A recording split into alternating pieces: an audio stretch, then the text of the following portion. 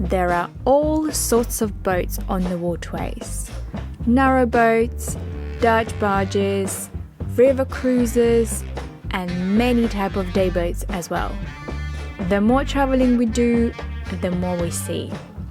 And yet, there is always something new to discover.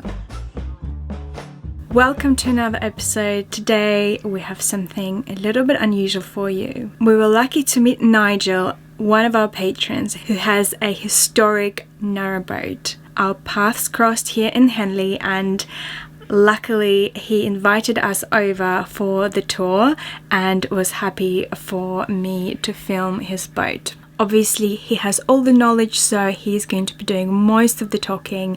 I hope you enjoy geeking out on this beautiful narrowboat owl, and let me know what you think.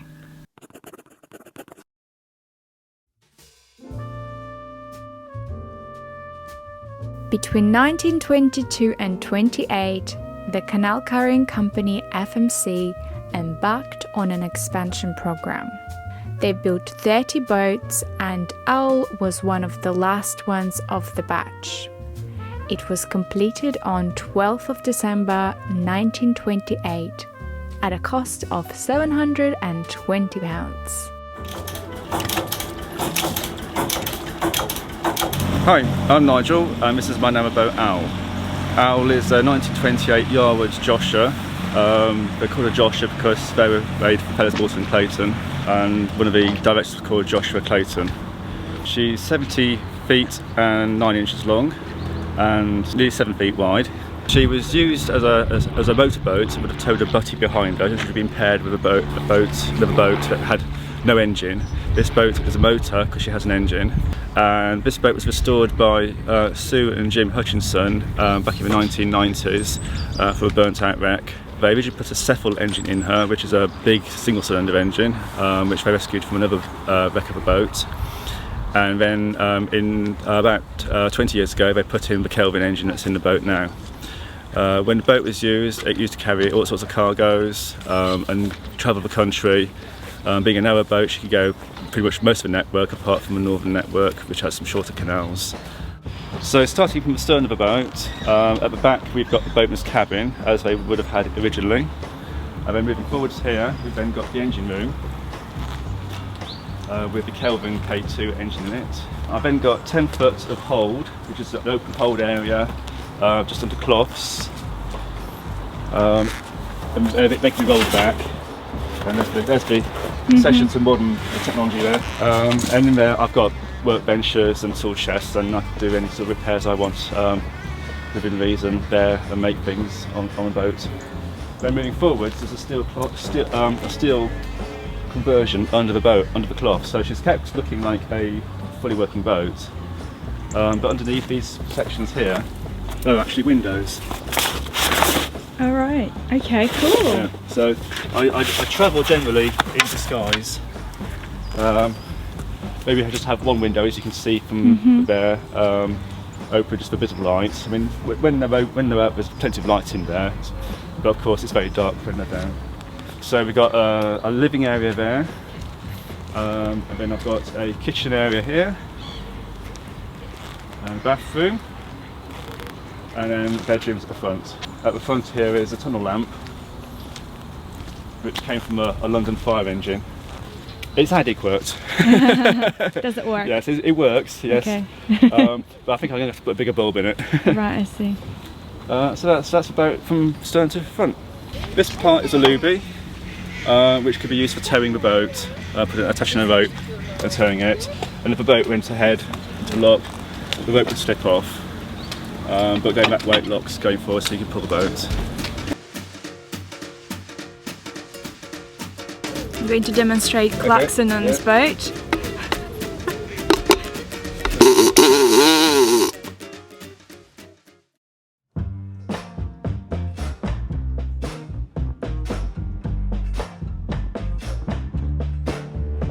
So at the back of the boat we have a traditional boatman's cabin in which the family working the boat would live. So you'd have the boatman and his wife, because his wife would steer the butty when we're going along, and he would drive the motor. and they live here on this, in the back cabin in this space with their children, often as many as 4 children at the back here. So we have a boat and a stove here, which has an oven in it and a small fire, and this heats the area very much. It's a very effective stove. You've got the lamp here, which provides the light, and then you've got 2 side beds here, and there should be a privacy board here, which is a small piece of wood about that high. And then across the back here you'd have the cross bed. There's a mattress that goes across there, joins up to this to give you the space for the adults to sleep in the space here. I use this space generally just at rallies, just to do the boatman's thing, because of course I've got the forward accommodation. And this is what I consider the guest accommodation, but it's fun at times to do the old-fashioned thing and sleep in here on a cross bed, have the stove going, and eat your dinner off the table there. Yes. Is this the warmest room on the boat? Definitely the warmest room on the boat. Yes. Yes. The firebox is only that size. That's the bit that opens. But it's the amount of heat it generates is enormous.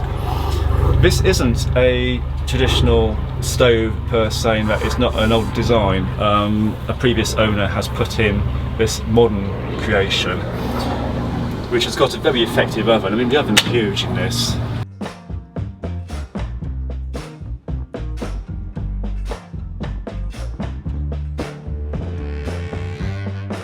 So I don't live on board this boat. It's a hobby, like you have a classic car, but this is like a classic boat, so the same sort of hobby. So I take her to shows and rallies, the main one being Braunston in June, and there's a very good one also at Huddlesford every 2 years, which I really enjoy. And those are times when I enjoy this boat as an old boat. Other than that, it's used as a holiday boat, just to go on holiday, just go for a couple of weeks, go cruising. This time I'm on a longer holiday and I'm making more use of her, and it's been very good fun. That's the crumb drawer. Crumb drawer? Yes. What does it mean? Because you catch the crumbs from the table. Okay. In here you've got, and you have ribbon plates, and they used to decorate plates with ribbons. Oh wow! And so these all hang up in. It's just all hooks on here to hang all these plates up, but they do get in the way. Yeah. So those on there stay on that side. This is the ticket drawer. That's where in the old days they used to store tickets for their cargo when there was a lot of paperwork involved running a boat. So you've got cupboards in here, which will open.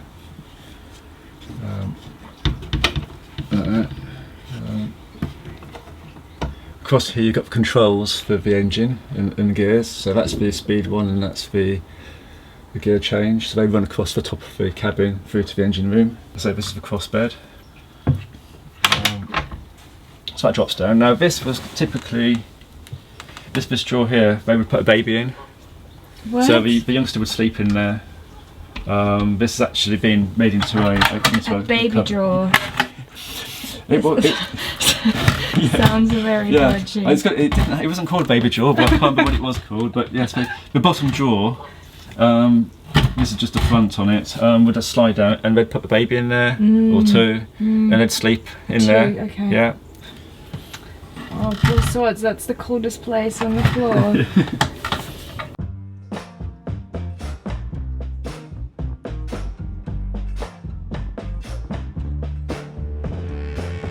What we've got over here is a day tank, which all historic boats had. Originally this boat didn't have a doorway where you're standing, and it had a great big tank and a day tank on top of it. So this boat has got underfloor tanks now, but it still has a day tank, and when it's got a sight glass you can see how much diesel you're using. So every morning you need to pump diesel in from the main tank into the day tank using this pump, which you pump to fill up the tank. How long does it take you every day? About 5 minutes, it's not too bad, it's quite an efficient pump. Now this is a Kelvin K2, which originally came from a lighthouse. Kelvin engines didn't used to go in narrowboats, they're used in fishing boats and in lighthouses. and this one came from a lighthouse on Langness. It was one of 3 engines, and it would have powered at that end a compressor about as big. Bearing in mind this engine is actually set down in the floor very low. It's actually a very big engine. The compressors were huge as well. And you'd have 3 engines in the lighthouse.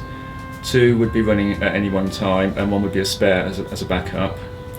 And they compress the air for the foghorns. This engine, they've been discontinued. They've gone to modern compressors, and this engine, along with several others, was rescued. It is a 8-litre petrol start diesel, which confuses a lot of people.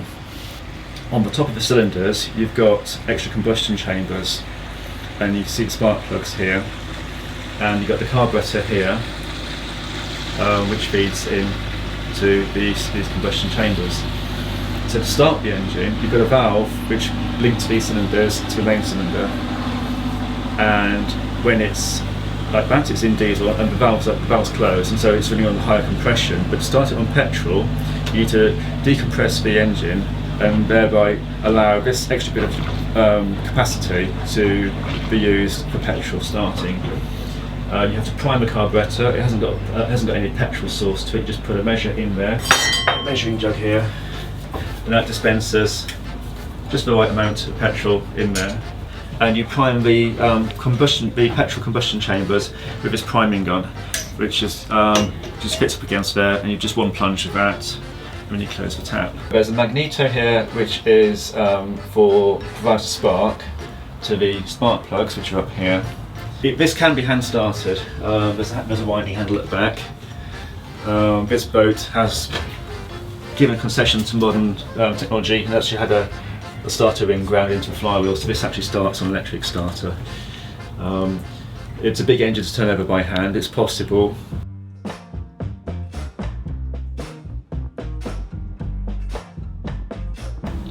When this engine was renovated, an addition was made to the engine, which is this thermostat, which is used on vintage tractors. It allows a small amount of diesel into the intake manifold and heats it up so it burns. And this enables you to start it without using petrol, so you can just start it on the thermostat. You just push a button, allow this to heat up, a little bit of diesel is in the next cap, drips down, ignites, and then you push the starter, and it runs and it starts straight away on diesel. She will just about start on diesel without anything if she's already warm, so if you've stopped in a lock, I find it helps just decompress the engine, spin it on the starter and just close it, and she'll start without anything. But first thing in the morning, you need to use petrol or the thermostat. In here is a little reservoir of diesel. It's just a small amount because there's only a few trips that go through. There's a tap here which allows the diesel to go through. Then you've got the glow element here, which it expands and lets the diesel through, and it's got a little coil in it which ignites it. This is just a telltale light to tell you that there's a circuit going to the thermostat.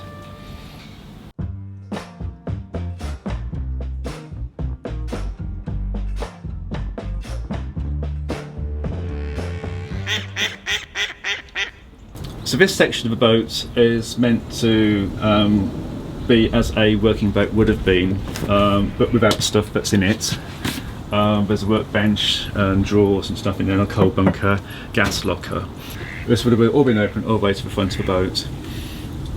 The cloths are in two parts. If you've got a cargo which didn't need to be kept dry, or the weather was fine, because when they got somewhere to unload, it would take a lot of time to take the cloths off. You've got top cloths and you have side cloths. So normally they'll just have the side cloths on, which just stop stuff falling out and just keep the car going. Because they'd heap it up. It wouldn't be just level with the gunnel, so it would be heaped up. So you'd have the side cloths, and then a working boat would also have a set of top cloths, and you would have stands and a plank, which provide the ridge for the top cloths to go over it. And so this sort of part of it is a semi-recreation of that setup. So to start engine on the thermostat, I first decompress the engine because it makes it spin a bit easier. Make sure the injectors are closed so that the diesel will go straight to the engine. We'll put a bit of throttle on.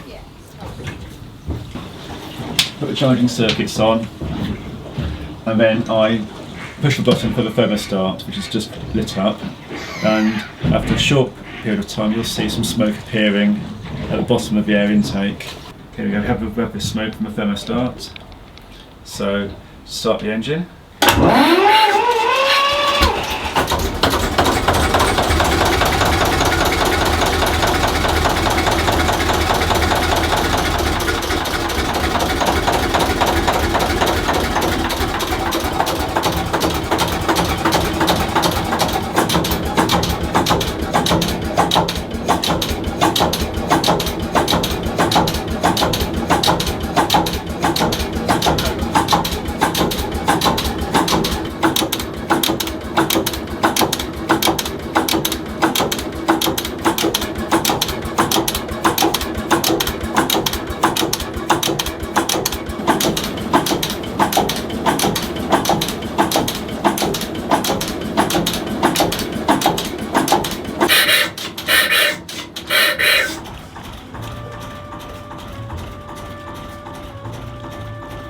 And that was gorgeous Narrowboat Owl.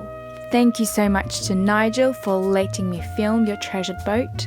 You can visit Owl's website, linked below, or ask any questions in the comments. And of course, huge thank you to our Patreon community. This wouldn't have happened without you. Thank you, wonderful people, for supporting our journey, our art, and inspiring us to make more videos every week. We are so grateful. Big love to you, dear friends. See you in the next one.